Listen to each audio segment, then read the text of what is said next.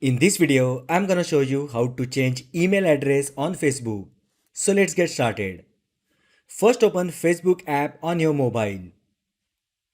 Go to menu by tapping on menu icon located at the bottom right side. Now tap gear icon at the top which is for settings and privacy. Now tap account center. On the next screen, tap personal details.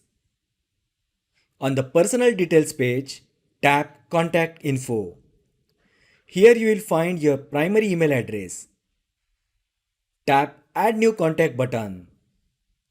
Now tap Add Email Address.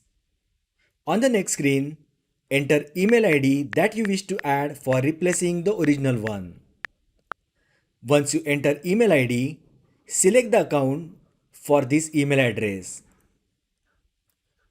Tap Next. You will receive a code on the email address that you just added. Simply add that confirmation code and then tap Next. You will get a message saying you have added your email to the account selected. Now tap Close. Now as you can see, we have now two email addresses linked to this Facebook account.